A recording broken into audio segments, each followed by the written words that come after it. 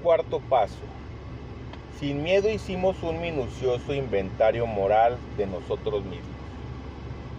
Al ser creados, fuimos dotados de instintos para un propósito. Sin ellos, no seríamos seres humanos completos. Si los hombres y las mujeres no se esforzaran por tener seguridad personal, si no se molestaran en cosechar su alimento o en construir sus moradas, no podrían sobrevivir. Si no se reprodujeran, la tierra no estaría poblada. Si no hubiera ningún instinto social, si a los seres humanos no les importara disfrutar de la compañía de sus semejantes, no existiría sociedad alguna. Por lo tanto, estos deseos de relaciones sexuales, de seguridad material y emocional y de compañerismo son perfectamente necesarios y apropiados y sin duda provienen de Dios. No obstante, estos instintos tan necesarios para nuestra existencia a menudo sobrepasan con mucho los límites de su función apropiada. Poderosa y ciegamente y muchas veces de una manera sutil nos impulsan y se apoderan de nosotros e insisten en dominar nuestras vidas. Nuestros deseos de sexo, de seguridad material y emocional y de un puesto eminente en la sociedad a menudo nos tiranizan. Cuando se salen así de sus cauces, los deseos naturales del ser humano le crean grandes problemas. De hecho, casi todos los problemas que tenemos tienen su origen aquí. Ningún ser humano, por bueno que sea, es inmune a estos problemas. Casi todo grave problema emocional se puede considerar como un caso del instinto descarriado. Cuando esto ocurre, nuestros grandes bienes naturales, los instintos, se han convertido en debilidades físicas y mentales. El cuarto paso es nuestro enérgico y esmerado esfuerzo para descubrir cuáles han sido y siguen siendo para nosotros estas debilidades. Queremos saber exactamente cómo, cuándo y dónde nuestros deseos naturales nos han retorcido. Queremos afrontar sin pestañear la infelicidad que esto ha causado a otras personas y a nosotros mismos. Al descubrir cuáles son nuestras deformaciones emocionales, podemos empezar a corregirlas. Si no estamos dispuestos a hacer un esfuerzo persistente para descubrirlas, es poca la sobriedad y felicidad que podemos esperar. La mayoría de nosotros nos hemos dado cuenta de que, sin hacer sin miedo un minucioso inventario moral, la fe que realmente obra en la vida cotidiana se encuentra todavía fuera de nuestro alcance. Antes de entrar en detalles sobre la cuestión del inventario, tratemos de identificar cuál es el problema básico. Ejemplos sencillos como el siguiente cobran una inmensa significación cuando nos ponemos a pensar en ellos.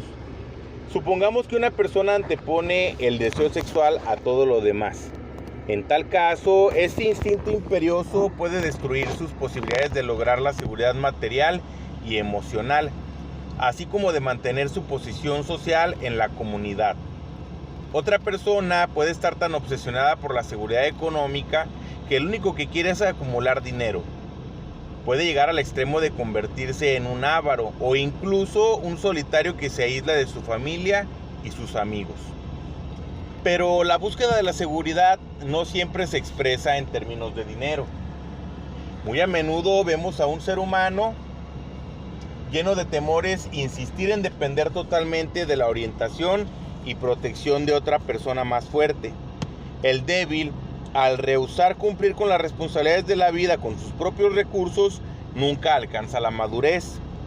Su destino es sentirse siempre desilusionado y desamparado. Con el tiempo, todos sus protectores huyen o mueren y una vez más se queda solo y aterrado. También hemos visto hombres y mujeres enloquecidos por el poder y que se dedican a intentar dominar a sus semejantes.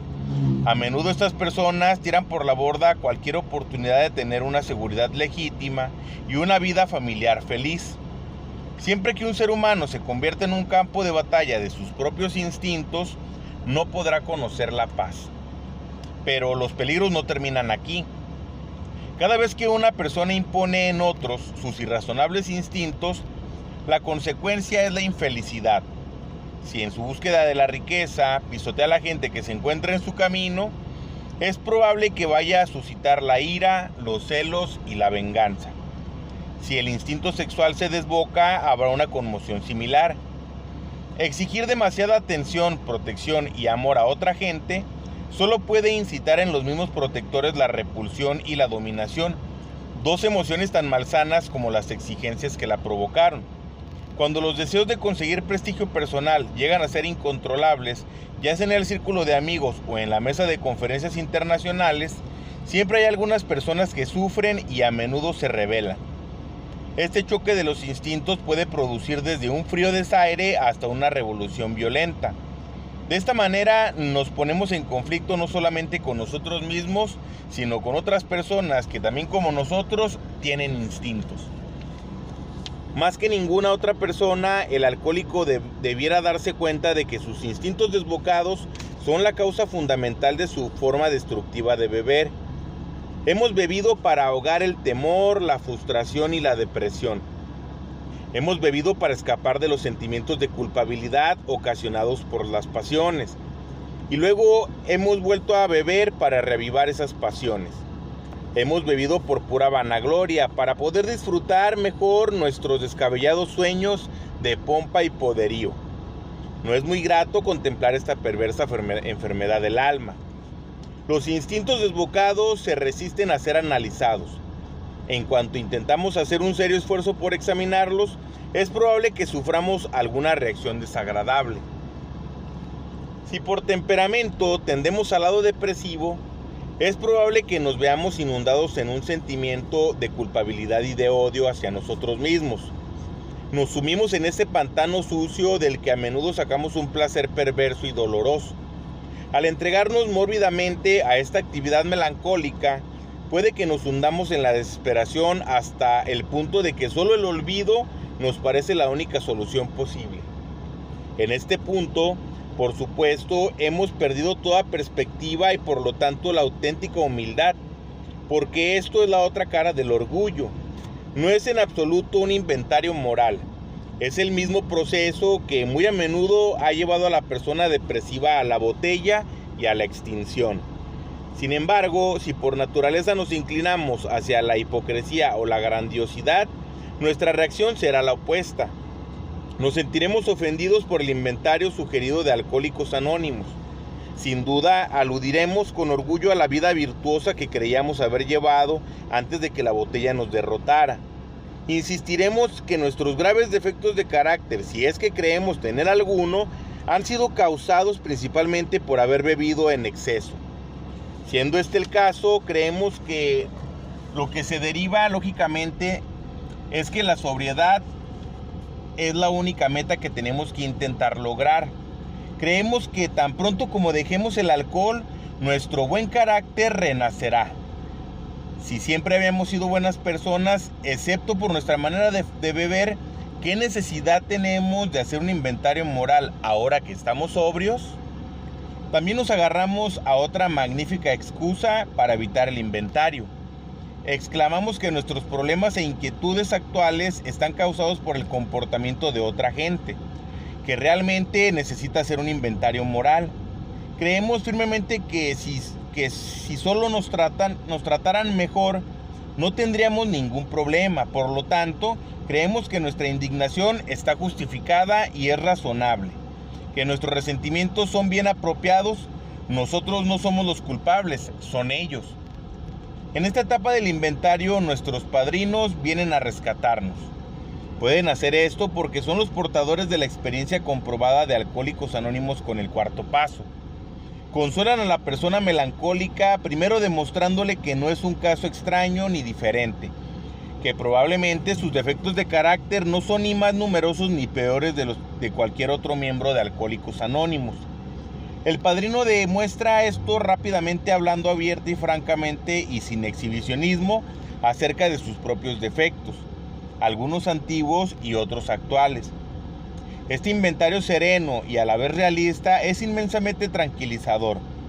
Probablemente el padrino le indica al recién llegado que junto con sus defectos puede anotar algunas virtudes. Esto contribuye a disipar el pesimismo y fomentar el equilibrio. Tan pronto como empiece a ser más objetivo, el principiante podrá considerar sin miedo sus propios defectos. Los padrinos de los que creen que no necesitan hacer un inventario se ven enfrentados con un problema muy diferente, porque la gente impulsada por el orgullo de sí misma inconscientemente se niega a ver sus defectos. Es poco probable que estos principiantes necesiten consuelo. Lo necesario y difícil es ayudarles a encontrar una grieta en la pared construida por sus egos para que les pueda llegar la luz de la razón. Para empezar, se les puede decir que la mayoría de los alcohólicos anónimos en sus días de bebedores estuvieron gravemente afligidos por la autojustificación. Para la mayoría de nosotros, la autojustificación era lo que nos daba excusas. Excusas para beber, por supuesto, y para todo tipo de conducta disparatada y dañina. Éramos artistas en la invención de pretextos. Teníamos que beber porque estábamos pasándolo muy mal o muy bien.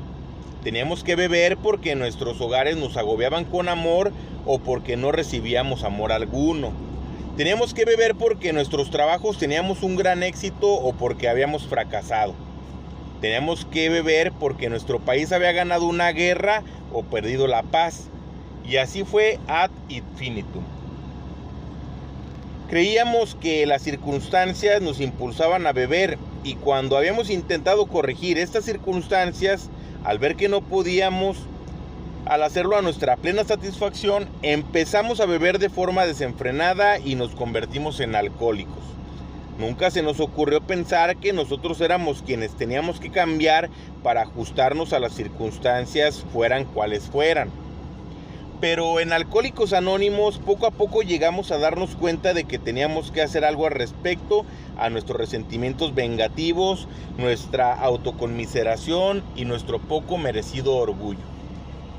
Teníamos que reconocer que cada vez que nos las dábamos de personajes, la gente se volvía en contra nuestra. Teníamos que reconocer que cuando albergábamos rencores y planeábamos vengarnos por tales derrotas, en realidad nos estábamos dando golpes a nosotros mismos con el garrote de la ira, golpes que habíamos querido asestar a otras personas. Nos dimos cuenta de que si nos sentíamos gravemente alterados, lo primero que teníamos que hacer era apaciguarnos sin importarnos la persona o las circunstancias que nosotros creíamos responsables de nuestro trastorno. A muchos de nosotros nos costaba mucho tiempo ver lo engañados que estábamos por nuestras volubles emociones. Podíamos verlas rápidamente en otras personas, pero tardábamos mucho en verlas en nosotros mismos. Ante todo, era necesario admitir que teníamos muchos de estos defectos, aunque el hacerlo nos causara mucho dolor y humillación. En lo que respecta a otra gente, teníamos que eliminar la palabra culpa de nuestro vocabulario y de nuestros pensamientos. Para poder empezar a hacer esto, nos hacía falta mucha buena voluntad. Pero una vez salvados los 2 o 3 primeros obstáculos, el camino nos parecía más fácil de seguir, porque habíamos empezado a vernos en nuestra justa medida, es decir, habíamos adquirido algo de humildad.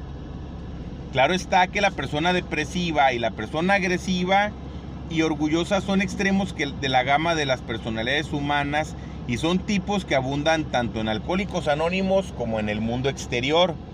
Muchas veces estas personalidades se presentan de forma tan definida como en los ejemplos que hemos dado, pero con la misma frecuencia se encuentran algunas que casi pueden clasificarse en ambas categorías. Los seres humanos nunca son totalmente idénticos, así que cada uno de nosotros, al hacer nuestro inventario, tendremos que determinar cuáles son nuestros propios defectos de carácter. Cuando encuentre los zapatos a su medida, debe ponérselos y andar con la seguridad de que por fin está en el buen camino. Reflexionemos ahora sobre la necesidad de hacer una lista de los defectos de personalidad más pronunciados que todos tenemos en diversos grados. Para los que tienen una formación religiosa, en esta lista aparecerán graves violaciones de principios de moral. Otros la considerarían como una lista de defectos de carácter y otros como un catálogo de inadaptaciones. Algunos se sentirán muy molestos si se habla de inmoralidad y mucho más si se habla de pecado. Pero todo aquel que dispone de un mínimo de sensatez estará de acuerdo en un punto que dentro del alcohólico hay muchas cosas que no funcionan bien y hay mucho que hay que hacer para remediarlas si esperamos lograr la sobriedad. hacer progreso y tener una verdadera capacidad para enfrentarnos a estas realidades de la vida.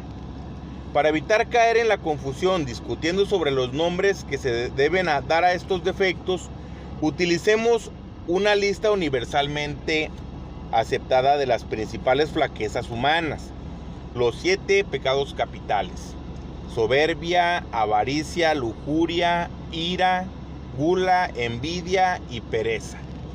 No es casualidad que la soberbia encabece la lista, porque la soberbia, que conduce a la autojustificación y que está siempre espoleada por temores conscientes o inconscientes, es la que genera la mayoría de las dificultades humanas y es el principal obstáculo al verdadero progreso. La soberbia nos hace caer en la trampa de imponer en nosotros mismos y en otra gente exigencias que no se pueden cumplir sin pervertir o abusar de los instintos que Dios nos ha dotado. Cuando la satisfacción de nuestros instintos de sexo, de seguridad y de disfrutar de la compañía de nuestros semejantes se convierte en la única meta de nuestras vidas, entonces aparece la soberbia para justificar nuestros excesos. Todas estas flaquezas generan el miedo, que es en sí mismo una enfermedad del alma. Luego el miedo a su vez generará más defectos de carácter. Un temor exagerado de no poder satisfacer nuestros instintos nos lleva a codiciar los bienes de otros y a tener avidez de sexo y de poder y a enfurecernos al ver amenazadas nuestras exigencias instintivas, al sentir la envidia, al ser realizadas las ambiciones de otra gente y las nuestras frustradas. Comemos más, bebemos más y tratamos de tomar más de lo que necesitamos de todo, temiendo que nunca tendremos lo suficiente. La perspectiva de trabajar nos asusta tan profundamente que nos hundimos en la pereza. Holgazaneamos y tratamos de dejar todo para el día de mañana. O si trabajamos, lo hacemos de mala gana y a medias. Estos temores son como plagas que van royendo los cimientos sobre los que tratamos de construir una vida. Así que cuando Alcohólicos Anónimos sugiere que hagamos sin miedo un inventario moral, tiene que parecerle al recién llegado que se le pide más de lo que puede hacer. Cada vez que intenta mirar en su interior, tanto su orgullo como sus temores le hacen retroceder. El orgullo le dice: no hace falta que te molestes en hacerlo. Y el temor le dice: no te atrevas a hacerlo. Pero según el testimonio de los Alcohólicos Anónimos que han intentado sinceramente un inventario moral, el orgullo y el miedo en estos momentos no son sino espantajos. Una vez que estemos plenamente dispuestos a hacer nuestro inventario y que nos dediquemos a hacerlo con todo esmero, una luz inesperada nos llega para disipar la neblina. Conforme perseveramos en el intento, nace una nueva seguridad y el alivio que sentimos al enfrentarnos por fin con nosotros mismos es indescriptible. Esos son los primeros frutos del cuarto paso. Al llegar a este punto es probable que el principiante haya sacado las siguientes conclusiones: que de sus defectos de carácter que representan instintos descarriados han sido la causa primordial de su forma de beber y de su fracaso en la vida, que a no ser que esté dispuesto a trabajar diligentemente para eliminar sus peores defectos, tanto la sobriedad como la tranquilidad de mente quedarán fuera de su alcance, que tendrá que derribar los cimientos defectuosos de su vida y volver a construirlos sobre roca firme. Ahora, dispuesto a empezar la búsqueda de sus propios defectos, se preguntará a sí mismo: ¿cómo debo proceder exactamente? ¿Cómo hago un inventario personal? Puesto que el cuarto paso no es sino el mero comienzo de una práctica que nos habrá de durar toda la vida, podemos sugerirle que lo empiece examinando aquellos defectos que más le molestan y que más le saltan a la vista, valiéndose de su mejor criterio respecto a lo habido de bueno y de malo en su vida. Puede hacer una especie de resumen general de su conducta en lo concerniente a sus instintos primordiales de sexo, de seguridad y de relaciones sociales. Al repasar su vida anterior, puede comenzar fácilmente el proceso con una consideración de algunas preguntas como las siguientes: ¿cuándo, cómo y en cuáles circunstancias he hecho daño a otras personas y a mí mismo, insistiendo en satisfacer mi deseo egoísta de relaciones sexuales? ¿Quiénes se vieron lastimados y cuál fue el daño que les hice? Llegué a arruinar mi matrimonio y a herir a mis hijos. Puse en peligro mi reputación en la comunidad. Precisamente cómo reaccioné ante situaciones en el momento en que ocurrieron. Me sentía consumido de un sentimiento de culpabilidad que nada podría aliviar. O insistí que yo era la presa y no el depredador, intentando así absolverme. ¿Cómo he reaccionado ante la frustración en cuestiones sexuales? Al verme rechazado, ¿me he vuelto vengativo o deprimido? ¿Me he desquitado con terceras personas? Si he encontrado rechazo o frialdad en casa, ¿lo he aprovechado como un pretexto para tener aventuras amorosas? Para la mayoría de los alcohólicos también son muy importantes las preguntas que tienen que hacerse acerca de su comportamiento respecto a la seguridad económica y emocional. En estos aspectos de la vida, el temor, la avaricia, los celos y el orgullo suelen tener el peor efecto. Al repasar su historial profesional o laboral, casi cualquier alcohólico puede hacerse preguntas como estas. Además de mi problema con la bebida, ¿qué defectos de carácter contribuyeron a mi inestabilidad económica? Destruyeron la confianza que tenía en mí mismo y me llenaron de conflictos el temor y la inseguridad que sentía acerca de mi aptitud para hacer mis trabajos. Intenté ocultar estos sentimientos de insuficiencia con fanfarronadas, engaños, mentiras o escurriendo el bulto. O me quejaba de otras personas que otras personas no reconocían mis talentos extraordinarios.